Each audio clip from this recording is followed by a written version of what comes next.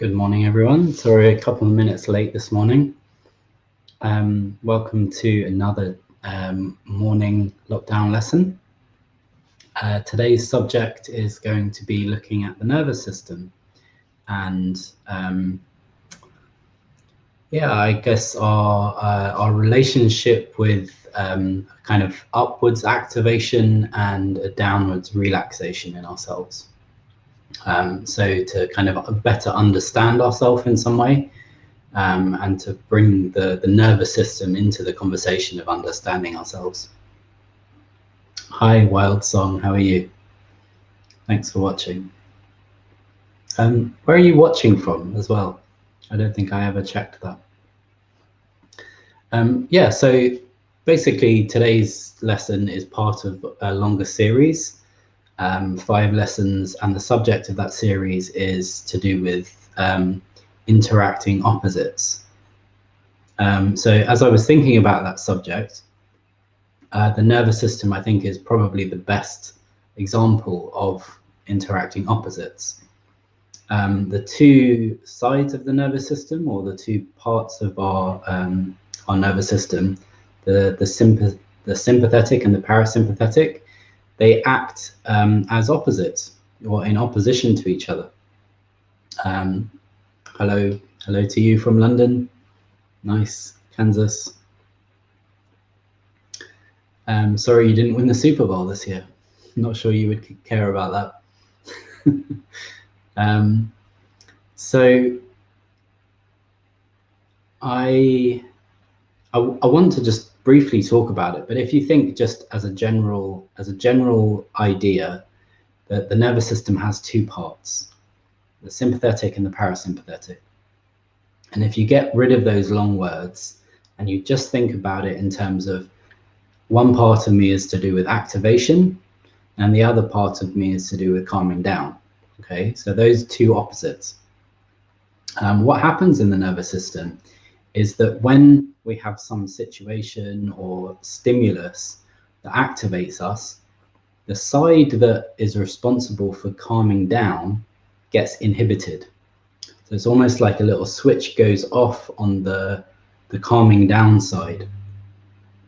When there's a moment where our system calms down, for example, if we're eating or we're relaxing, what happens is the side that's responsible for activating gets turned off or inhibited. So there's this kind of oppositional exchange between these two systems.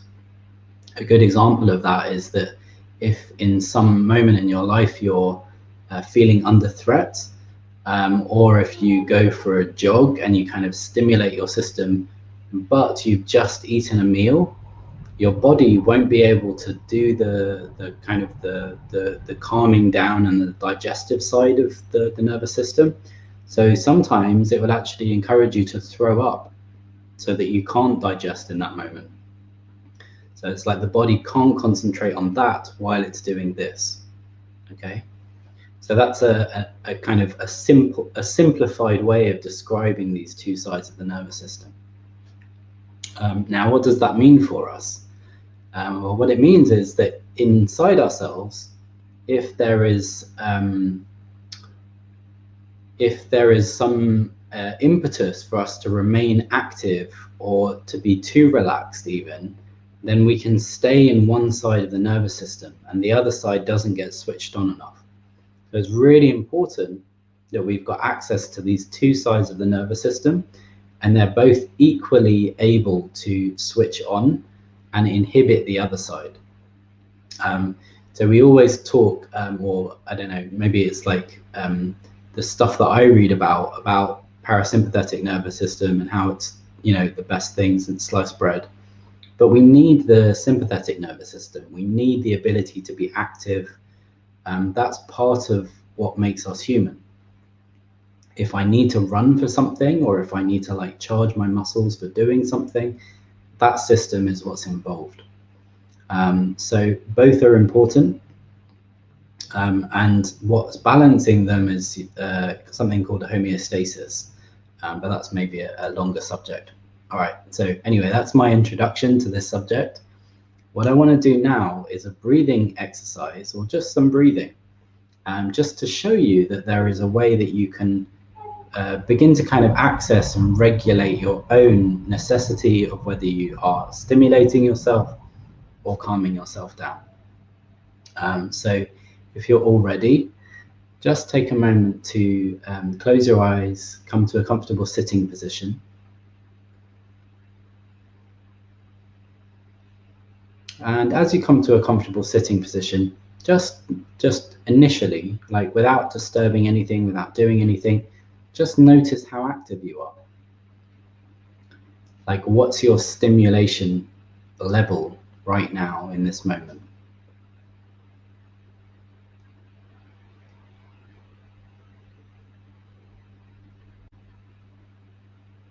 And you'll notice the speed of your breathing.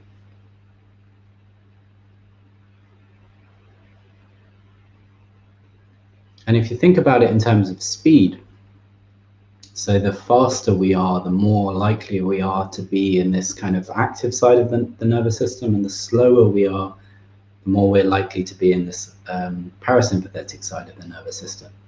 So can you identify, just from noticing the speed of your breathing, whether you're in a more active state or in a more quiet, calm state? And again, we're not preferring one over the other. We're not saying this is good and that's bad. Okay, what we're saying is that there is an exchange between these two states in ourselves. Good. And maybe as you sit there and as you close your eyes, feel your contact with the chair and just kind of keep a gentle focus on your breathing.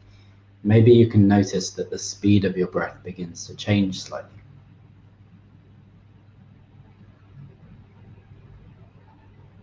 So as you kind of come to a position where you're safe, you're comfortable, there's nothing around you that you need to do or to change, and in some way there's a moment for you to rest.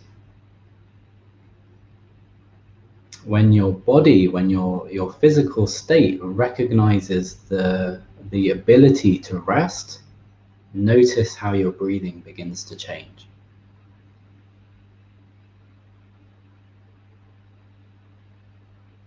Good.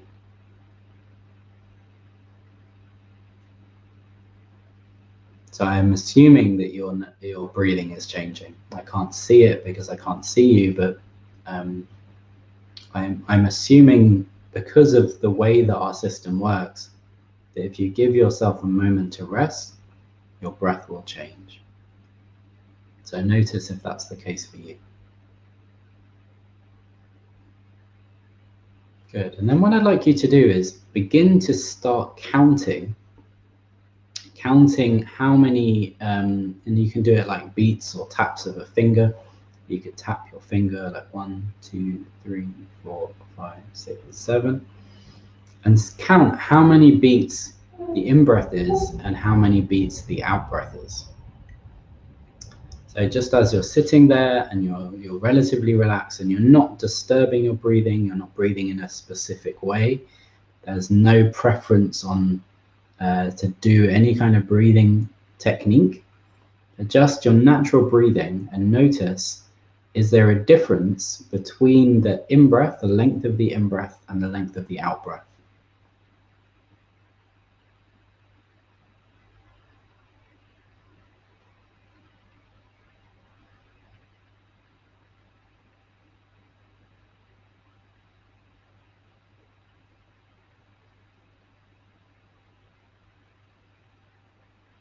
So for me, the two sides are relatively even right now. I've got 6 beats on the in-breath and 6 beats on the out-breath. Can you feel if there's any difference for you?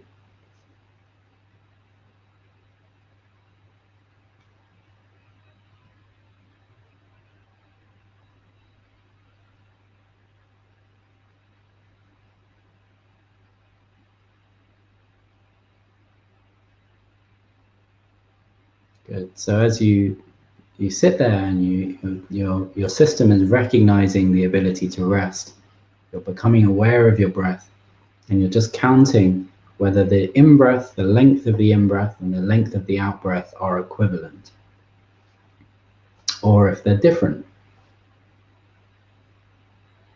Maybe if you're watching and you are paying attention to this, you could just write in the chat, like if there's any difference or if they're the same, like what are the beats of the in-breath and what are the beats of the out-breath for you.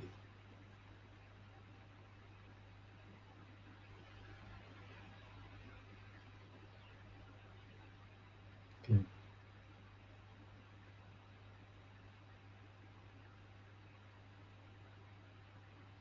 And so to kind of go into a little bit more detail, and maybe you can just sort of relax from that for a moment.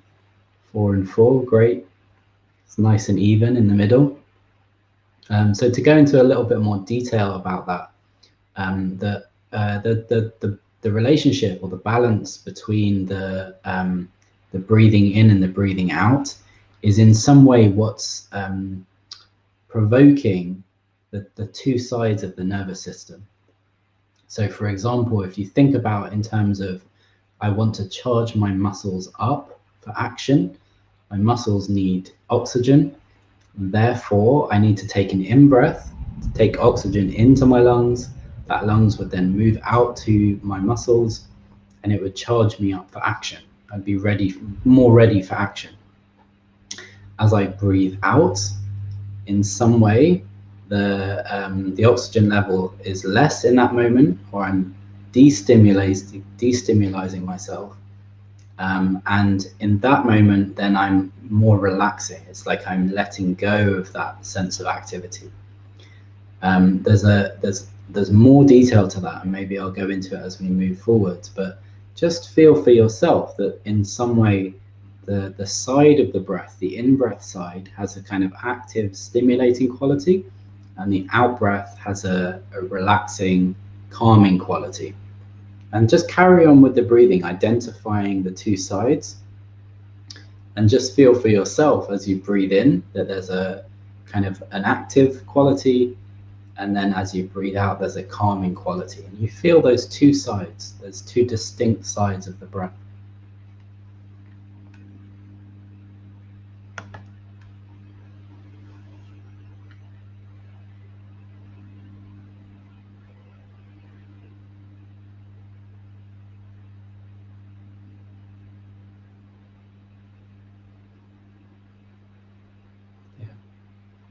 Yeah, so two people are saying that they have or one saying that they naturally have a longer out breath in this moment, and another, and Claire, is saying that if she adds an extra second onto the out breath, in some way it kind of aids the relaxation. So that's something we're going to look at now.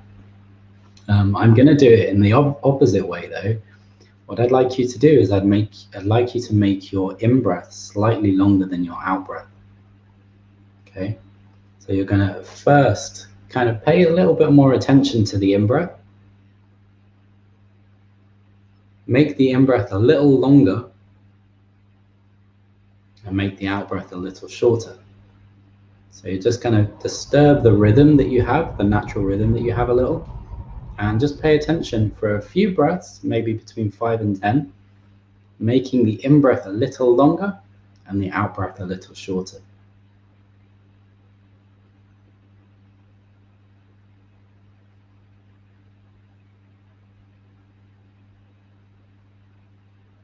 There are many, many breathing techniques that utilize this in a much more extreme way, kind of tying into sort of like hyperventilation and holding your breath and like permeating your system with oxygen.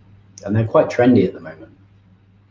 But in some way you can be much more simple than that, just to bring a little more focus onto the in-breath and a little less focus, or shorten the out-breath.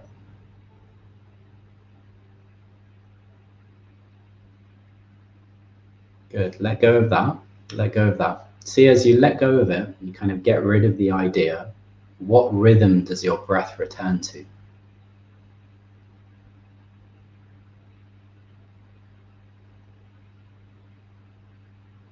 As your breath returns to a kind of a more natural rhythm for you, count again. What's the beats between the in-breath and between the out-breath, or in the in-breath, how long is the in-breath, how long is the out-breath.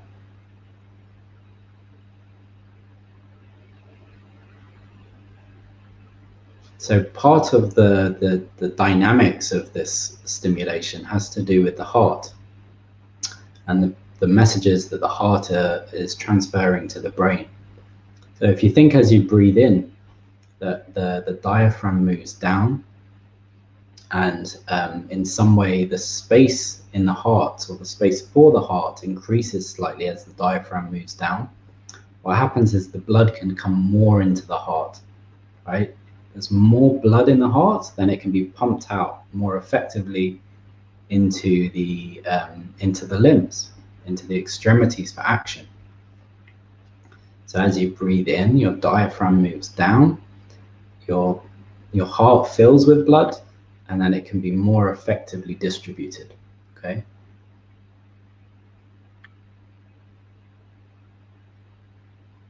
And that's a good thing. We want that. We want the blood to be pumping well through our system.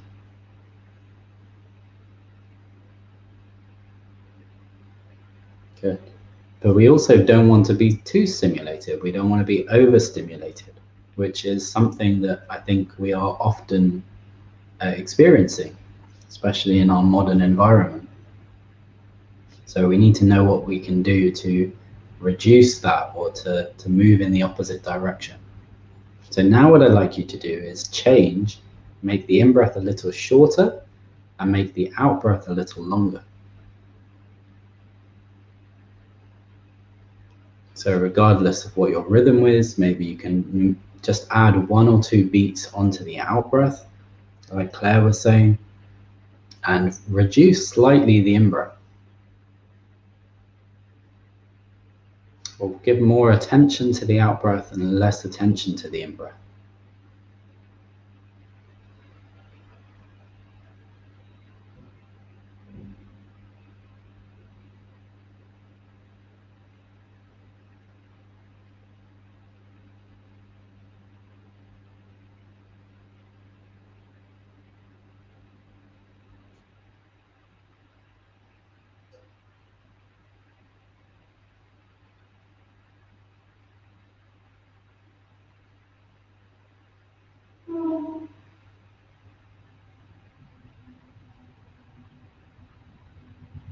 See, just by doing that, just by having that very simple change, a very kind of subtle, simple change, if you can begin to change the state of yourself, change your internal sense of activity.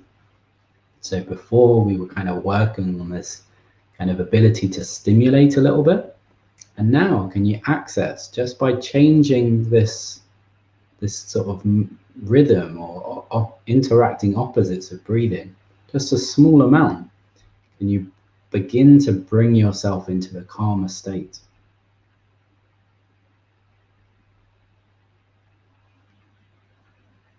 Now, hopefully what's kind of obvious to you is how simple this is, you know, like it's not a complicated technique. This isn't, you don't have to train for years to do this. It's something that's just available, just in the way that you breathe, changing a little bit the dynamics of the in-breath and the out-breath.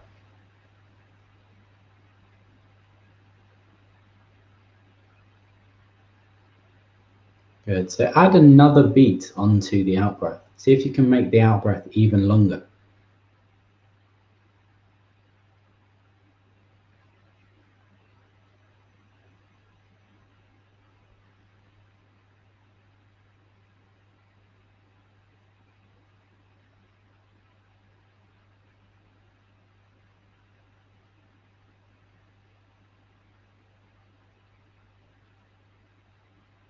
As you do that, as you continue to do that, can you notice if your heart rate changes?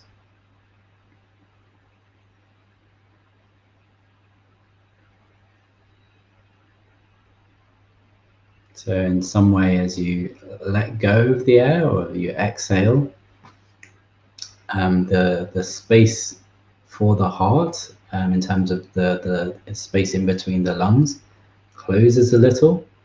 Therefore, it sends a message to the brain saying, I need less speed, I need less intensity, I'm okay. And you begin to slow your heart rate down.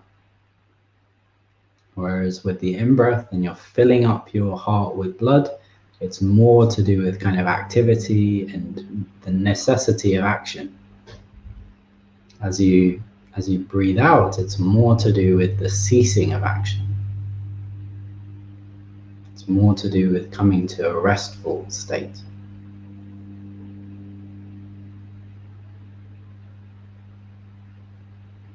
So notice, just continue to do that. Maybe you want to go back to just one beat more than the in-breath, whatever feels comfortable for you. But just keep it really easy, really simple.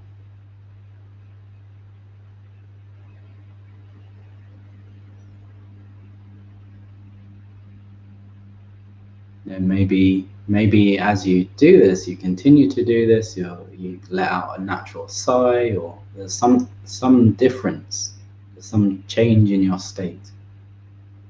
Something becomes a little more heavy or more relaxed or more comfortable.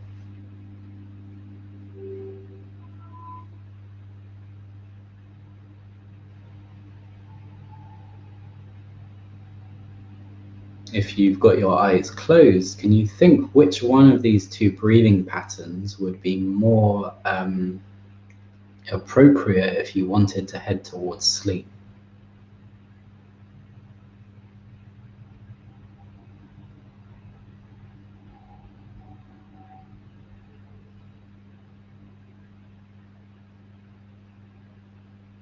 Good, and then let go of that. Let go of that and come back to a more natural breathing pattern, so that you're not disturbing it anymore.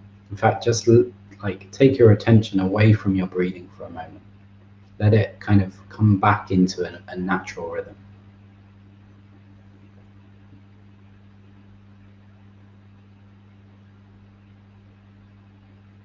And just count, what's the length of the in-breath now, and what's the length of the out-breath?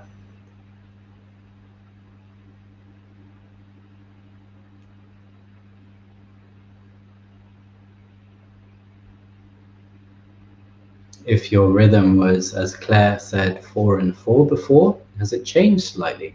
Is it more like 5 and 5 now, or 6 and 6?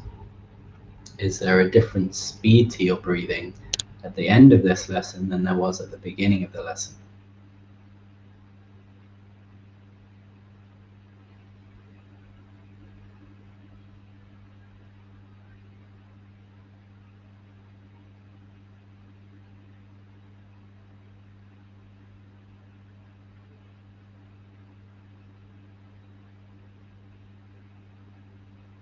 So if you think just all we did, something very simple, is just notice the length of the in-breath and the out-breath, these two opposite sides or interacting opposite sides of the nervous system. We paid a little more attention to the in-breath initially, and stimulated the system, came into the sympathetic nervous system, and then afterwards we came back to the middle, and then we moved into the parasympathetic nervous system, and we paid a bit more attention to the out-breath. So this is a really nice, useful tool if you need to manage your own sense of stimulation. If you feel that you're too active in a moment, that you would prefer to be a bit calmer in, then just take a moment to notice the two sides of the breathing, and how there's probably some increase in attention or increase in length or speed of the in-breath, and see if you can come more into the awareness of the out-breath. And vice versa, if you need to motivate yourself, or you need to get up, or you need to do something that's vigorous, try the other thing. Have more attention on the in-breath.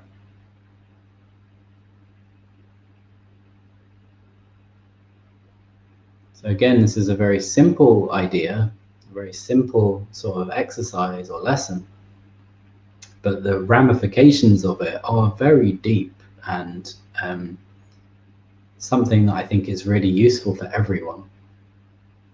To know that we've got this mechanism in ourselves, and sometimes we feel too stimulated, but just by a slight change in the breathing, we can begin to head in the opposite direction.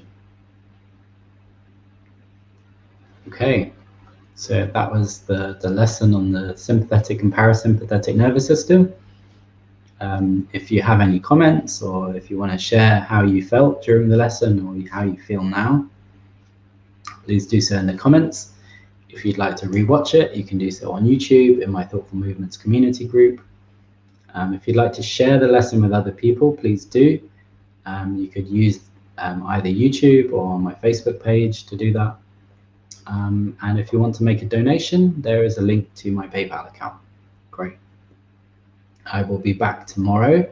I think the lesson tomorrow is to do with the arms. So if your arms need some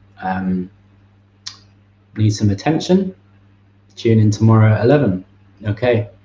Thanks, Claire. Good. I'm glad.